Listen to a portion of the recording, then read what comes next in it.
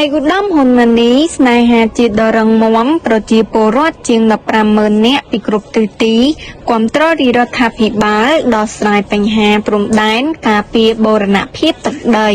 នៅលើបណ្ដាញសង្គមនាថ្ងៃប្រហ័សទី19ខែមិថុនានេះឯកឧត្តមហ៊ុនម៉ាណីបានបង្ហាញពីមោទនភាពនិងអំណរអគុណចំពោះទឹកចិត្តរបស់ប្រជាពលរដ្ឋជាង 15,000 នាក់ដែលបានចូលរួមដំណើរថ្មើរជើងច្រើនលើលោកដើម្បីបង្ហាញការគាំទ្ររាជរដ្ឋាភិបាលកម្ពុជាក្នុងការដោះស្រាយបញ្ហាព្រំដែនកម្ពុជានិងថៃ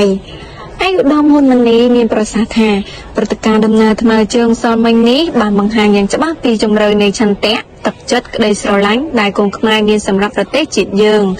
ឯកឧត្តមហ៊ុនម៉ាណីបានបញ្ជាក់ថាទោះបីជាការរៀបចំផ្សព្វផ្សាយរយៈពេលត្រឹមតែ 2-3 ថ្ងៃតែប៉ុណ្ណោះប៉ុន្តែព្រះសង្ឃពុកម៉ែបងប្អូនក្នុងរាជធានីនិងមកពីបណ្ដាខេត្តនានាគ្រប់មជ្ឈដ្ឋាន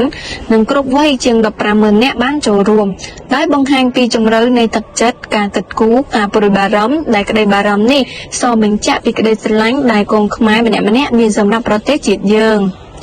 ជាមួយគ្នានេះដែរឯកឧត្តមហ៊ុនម៉ាណីបានមូលមតិនិងមានបំណងប្រាថ្នាតែមួយគឺចង់ឃើញប្រជាជាតិមានភាពសុខសាន្តរៀងទៅ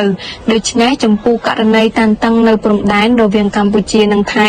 ស្នើសុំដល់ប្រជាពលរដ្ឋទាំងអស់ត្រូវចូលរួមតាមដានស្ថានភាពហើយត្រូវចូលរួមគាំទ្ររាជរដ្ឋាភិបាលកម្ពុជាសម្ដេចនាយករដ្ឋមន្ត្រីនិងកងកម្លាំងយើងនៅជួរមុខដែលខំប្រឹងប្រែងទាំងយប់ទាំងថ្ងៃរកដំណោះស្រាយដោយសន្តិវិធីលើរាល់បញ្ហា